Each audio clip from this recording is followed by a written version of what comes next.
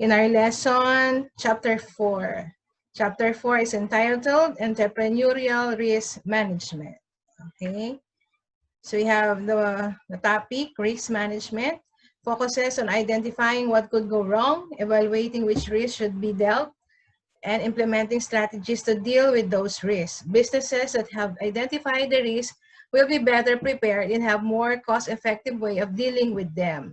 Okay? So pag sabi natin risk, ito yung mga possible problems or consequences na pwedeng kaharapin ng isang negosyante sa kanyang negosyo. So, siyempre, lahat naman ng bagay, meron talagang risk factor or may pros and may cons. So, kailangan lang talaga maging handa tayo or maging aware tayo doon sa mga possibility ng mga problems na maaaring mangyari sa ating negosyo. So, sinabi nga dyan, kung isang negosyante daw is prepared, di ba?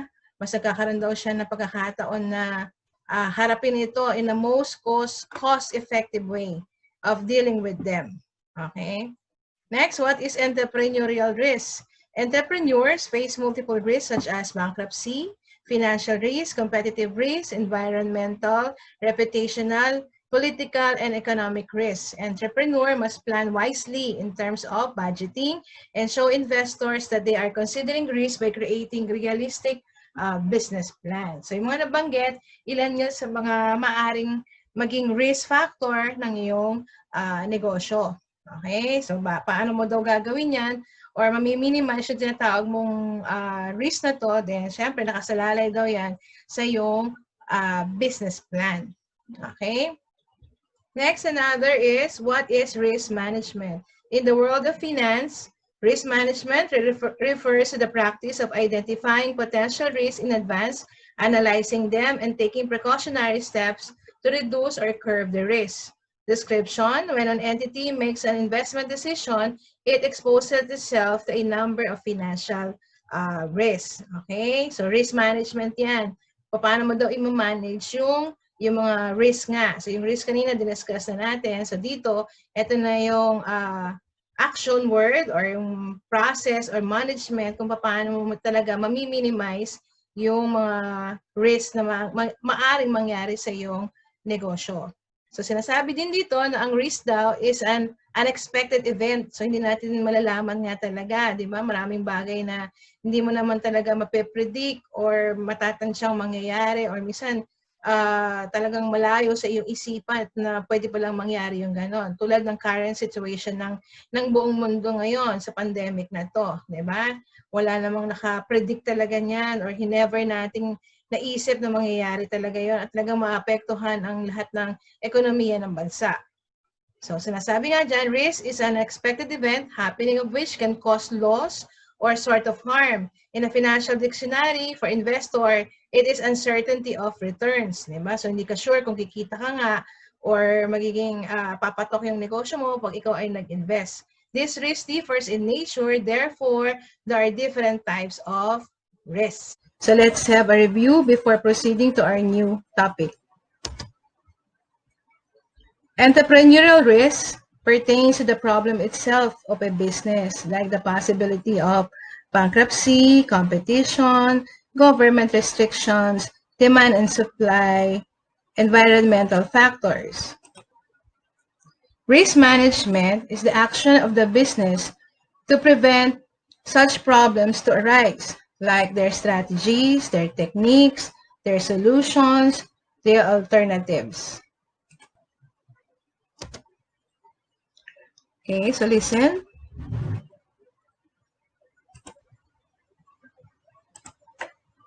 What is a risk management process?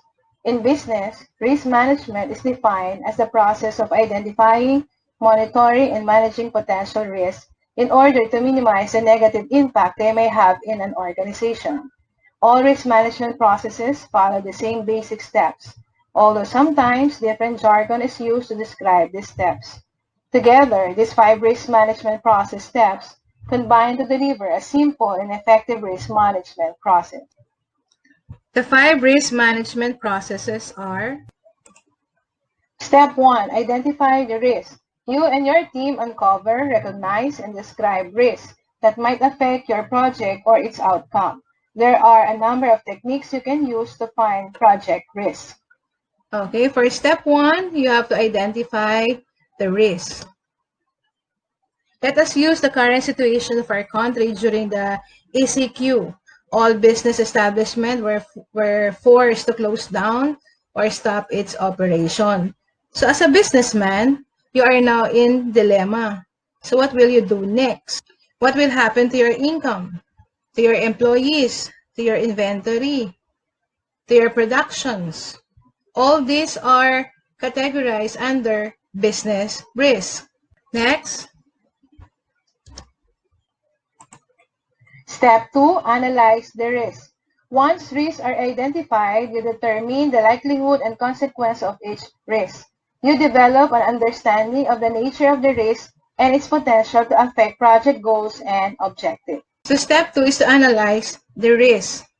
Using the same example, one of the biggest problem of business, especially if your business is in the category of a restaurant or a fast food chain, definitely one of your major concern would be your inventory or your stocks, many of which are perishable product. You have to think of an alternative on how you can dispose this, or else it will be a spoilage or a waste of product. If you notice, some fast food chain put out their inventory or stocks on sales on the grocery store or open it for resellers, like their chicken, their french fries, the mojos, the nuggets, the hot dog, and what have you.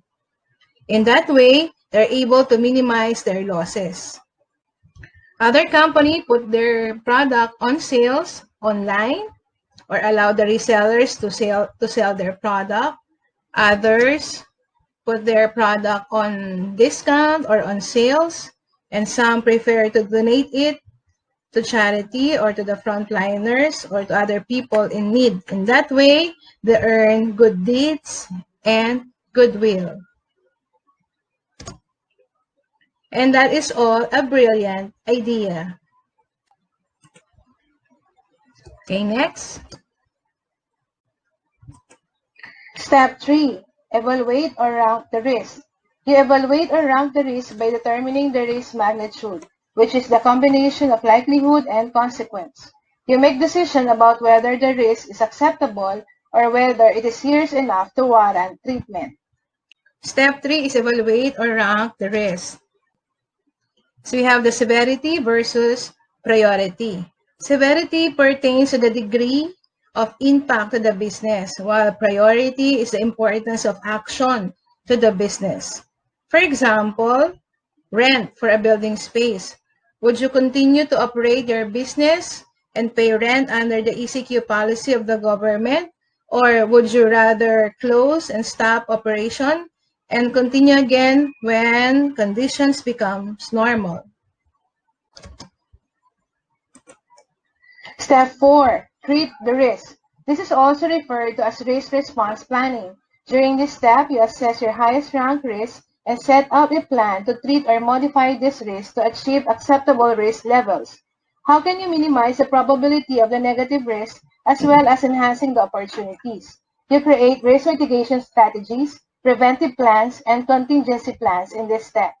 So step 4, treat the risk. You have 3 ways to do that. One is to mitigate. Mitigate means to stop. Preventive means to avoid. And to have a contingency plans means to have a backup or an emergency plan. Example. So during the GCQ, wherein business is now allowed to operate under skeletal workforce, that is one way to stop the spread of the virus. But on the negative side, fewer workforce results to low process and overworked employees. You have to find the best solution for your current situation. Next.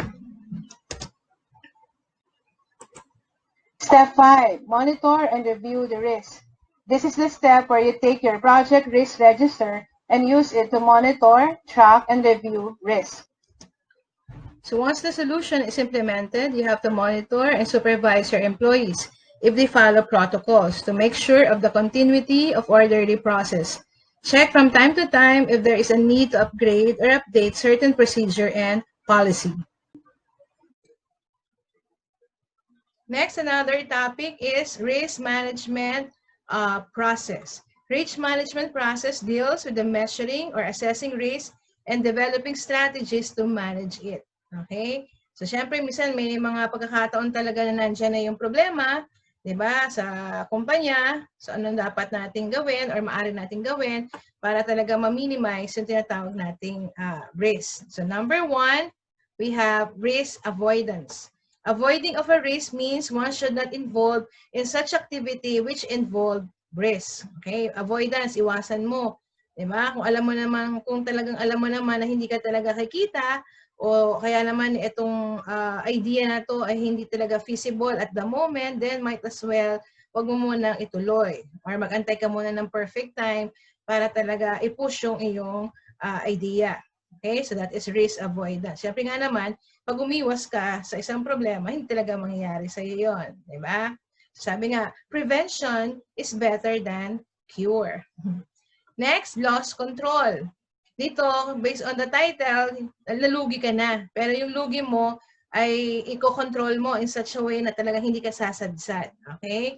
Loss control, it is altogether making an attempt to reduce either the possibility of a loss or the quantum of loss. Okay? O, for example, at talagang bumaba ang benta mo by 10%, di ba? So, anong gagawin mo para masagip mo yung business mo na hindi tuloy-tuloy ang pagbaksak o pagbulusok ng yung pagkalugi. So, gagawa ka ngayon ng mga strategy in such a way na ma-minimize mo yung losses mo. So, under loss control. Next, combination. It means combining more than one business activity in order to reduce the overall risk. So, dito, based on your idea kung paano mo talaga magkakaroon ka ng control doon sa iyong problem, pwede kang daw mag-combine ng mga business activity para makatulong talaga na ma-minimize yung risk ng iyong business. O, for example, ang isang naisip mo, kung meron, bumababa yung benta ng iyong store, di ba? At anong mga strategy na pwede mong gawin? Siguro, magkaroon ka ng discount or magkaroon ka ng mga promo, di ba? Para yung mga tao baka marami pang taong hindi nakakatikim or nakakabili ng product mo. So, gawin mo siya, i-offer mo siya ng discounted or by promo o magbigay ka ng mga freebies para yung mga tao matry nila yung product mo. So, aside from the promo, ano pang pwede mong gamitin para doon sa tinatawag mong combination? O, for example, aside from the promo na i-offer ko sa mga consumer ko, mag-a-advertise pa ako. Magbibigay pa ako ng flyers, o kaya mag-a-advertise ako sa mga social media, diba? So, I'm combining two business activity para nga ma-minimize ko yung aking loss or losses. Next, you have the risk transfer. Okay? So, dito ang ginawa mo dun sa yung problema, nilipat mo sa iba o pinasa mo sa iba. Kaya nga tinawag na transfer. The business which is originally exposed to risk transfer it to another party which is willing to bear the risk. Diba? Minsan kaya yung mga naluluging kumpanya, ano ang ginagawa nila? Para ma-revive yung business nila or para talaga hindi talaga sila malugi. Kaya yung iba, bumapayag ng merging, di ba? O kaya naman, ina-absorb sila ng mas malaking kumpanya o binibenta nila yung shares nila o yung business nila sa mas malaking kumpanya. So that is one way of transferring the risk. So, since nalulugi na ako, hindi ko kaya talaga itong gawa ng paraan, so might as well, sagipin mo na o ipasa ko na sa iyo yung aking problema. So, under the risk transfer. Next, we have risk retention. Risk is retained when nothing is done to avoid, reduce, or transfer it. Kumbaga, kung nandiyan na yung risk, hayaan mo na. Hindi mo raw siya ipapasa pa sa iba. Diba? O kumbaga, nandun na yung problema, then let it be. Kung ano yung problema. So, isipin mo na lang yung possible solution na pwede mong gawin para talagang maka-survive ka dun sa business mo. Under risk retention. Kunwari, ang problema ng kumpanya nyo talaga hindi maka-cope up dun sa dami ng demand o yung dami ng delivery kasi nga medyo ang iyong mga method of production is nasa manual ba? Talagang at the moment, hindi kaya ng kumpanya bumili ng mga machine then let it be. So yun ang magiging solution mo doon. Hayaan mo muna ang manual. Di ba? Mag-manual muna tayo. Kung ano lang yung kaya, yun lang muna. Okay? So, siyempre, may risk involved pa rin sa ganong sitwasyon. Next, risk sharing. It means the business it is itself retaining the risk and also it is sharing the risk with another entity. In short, it is a combination of risk retention and risk transfer. So, anong kaibahan niya doon kay transfer kaysa kay sharing? Kay risk transfer, totally, yung burden ko, yung problema ko, pinapasa ko na sa iyo o sa ibang sa business partner o doon sa nag-merge o doon sa bumili ng aking negosyo. So, bahala ka na dyan. So, once na transfer ko sa iyo yun, out na ako dun sa problema. So, wala na akong iisipin pa. Pero dito sa risk sharing, kumbaga dalawa tayo. Naghahati tayo doon sa possibility ng risk na to. Tinutulungan mo ako, nagtutulungan tayo. Okay? Under risk sharing. Okay? So, nakabulol yung word na risk. Risk sharing. Next, we have VAR or value at risk. It is a technique which is used to measure the level of financial risk in the firm. Risk manager makes its use to calculate or measure the level beyond which risks are not taken. VAR is defined as the maximum loss over a defined period of time at a stated confidence level given normal market condition. Okay? So dito, sa simpleng paliwanag, pag sinabi mo value at risk, ito yung magkano yung magiging lugi ko. Diba? Kunwari, itong panahon ng pandemic, itong panahon ng ECQ tayo, di ba? Nung mga bandang March na nagsisimula yung pandemic na yan, na lahat ng kumpanya ay nagsara or lahat ng mga malls and business establishment ay talagang nagsara. So ako yung negosyante, kung magsasara ako for a period of 3 months, di ba? Magkano yung magiging maximum losses ko? If ever isasara ko yung business ko for a period of 3 months. Diba? Siyempre, titignan mo pa din yung renta, diba? Yung renta ng iyong, kung nagre-renta ka sa space ng iyong opisina, definitely, yung mga empleyado mo, ano bang decision mo dyan? Papasahurin mo ba sila kahit na walang pasok? Or anong gagawin mo sa kanila? Or papapasukin mo ba sila na skeletal or work from home? Diba? So, definitely, lahat yun, titingnan mo din. That is also a risk. Okay? Tapos yung mga raw materials mo, o lalo na kung mga fast food ka or restaurant, definitely may mga perishable product yan. So, ito yung magiging problema mo dyan. So, dito kumbaga, tinitingnan mo yung worst scenario na maaaring mangyari sa iyong negosyo just in case ikaw ay malulugi. Okay? So, from there, makaka-desisyon ka na. Ay, masyadong matindi pala magiging lugi sa akin yan. Kung masasara ako ng 3 months, di ba? O might as well, okay, di ba, nagsara na lang, di ba? Kinlose na lang yung kanilang store, o nag-stop operation, di ba? Kaya sa continuously magbayad ng renta, pero wala naman silang production, di ba? Mas malaking malulugi sa kanila doon. Kaya ang decision nila is to close the business or to stop production.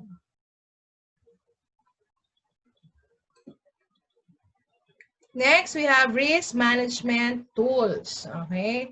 So, anong pwede mong gamitin para ma-minimize nga yung tinatawag mong risk or problem ng iyong business. So, ilan ang pwede mong gamitin daw? Ito, yung mga nabanggit dyan. Number 1 is forward. Forward contract, as the name suggests, is a customized contract between two parties where an asset can be bought or sold at a specified price on a specified date. Okay ba? Forward. So ako yung kumpanya at medyo talagang may problema ako at nalulugi ako at kailangan ko talagang makabawi or additional capital para sa aking negosyo. So anong gagawin ng isang negosyante o ng isang may-ari ng business? So pwede siyang ibenta. Diba? Ibenta na niya, i-forward na niya or dispose na niya yung mga asset niya na pwedeng maging pera para sa kanyang kumpanya. Okay? Pino-forward. Okay? Yan. Kakaroon siya ng contract between two parties. Bebenta niya. Okay?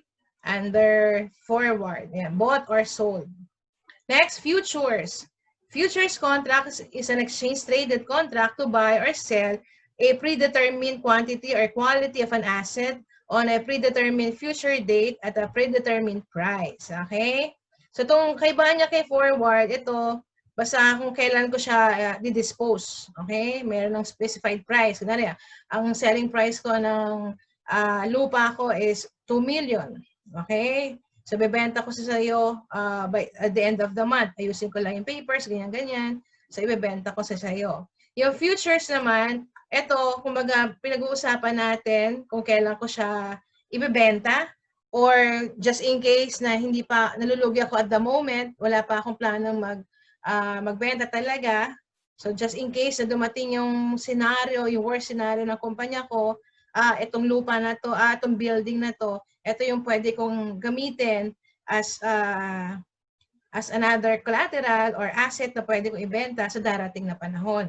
Okay? Under futures. Okay?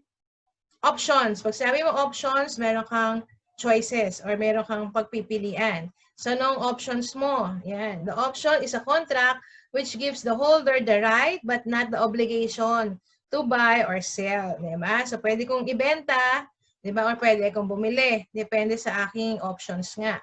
Okay? Parang din sa kumpanya, kung malaki ang production, mataas ang demand ng product, diba? Ano bang gagawin mo? Bibili ka ba ng machine? Or pwede bang mag-rent na lang ako? Or magpapasubcon ba ako? Yan, mga ganon. These are options na pwede mong gamitin. Okay? So, depende sa yung decision. Kung ano yung sa tingin mong best decision para sa yung sitwasyon or para sa inyong problema sa inyong business. Under option. Next, hedging. Hedging means making an investment to reduce the risk of an adverse price movement in an asset. Any technique designed to reduce or eliminate financial risk. For example, taking two positions that will offset each other if prices changes. Okay? Example nito. So, example nito, meron akong another definition para mas maintindihan natin kung ano yung hedging na tinatawag. So what is hedging? The best way to understand hedging is to think of it as a form of insurance. When people decide to hedge, they are insuring themselves against a negative event's impact on their finances. This does not prevent all negative events from happening. However, if a negative event does happen and your property and you are properly hedged, the impact of the event is reduced. In practice, hedging occurs almost everywhere. For example, if you buy homeowners insurance, you are hedging yourself against fire, break-ins, or other unforeseen disaster. Okay ba? So parang ano siya, kumbaga, pinaghahandaan mo yung maaaring mangyari sa darating na panahon. Kamukha na itong insurance na to, syempre, ang insurance, nagbabayad ka ng premium dyan, di ba? Pero kung ikaw naman ay naka-insured, ang worst scenario, just in case mangyari sa'yo, yung masunugan ka, di ba, manakawan ka, or magkaroon ng mga sakuna, definitely naka-insured yung business mo. So, pag nangyari yung mga gano'n, may makukuha ka pa din. So, hindi ka talaga totally magiging zero. So, that is what you call hedging. Okay? Next, another risk management tool na pwede mong gamitin is swap. Okay? Or swapping. Alam na natin to, di ba, yung palitan. English means of swap is to trade one thing for another or to exchange one thing for another. Swap is an agreement between two parties to exchange cash flow in the future. The agreement defines a date when the cash flows are to be paid and the way in which they are to be calculated. So dito, dalawang party nag-uusap dyan. Depende sa kanila pinag-usapan kung kailan nila gagamitin yung swap na to. Okay? So kumbaga, itong swap na to ay tulong para sa isang kumpanyang nahihirapan at the moment na makabayad o makabili, di ba? So may isang party na tutulong sa kanya. So depende sa kanilang agreement kung ano yung kanilang isa-swap. Okay? Next, we have hybrid debt security. So sabi natin hybrid combination. Dalawa sila. A debt security combined with any other types of derivatives. Convertible bonds are the types of hybrid debt securities. Kumbaga, merong combination na ginamit para sa iyong securities. Okay? Or sa iyong mga pangungutang. Kung nangutang ka, or meron kang asset na pwede mong gamitin pambayad doon sa iyong utang, ayan, under hybrid debt securities. Next, we have credit derivatives. Ayun, ito yung common, di ba? Pag kailangan mo ng capital, definitely, ang ginagawa mo ay nangungutang ka. Okay?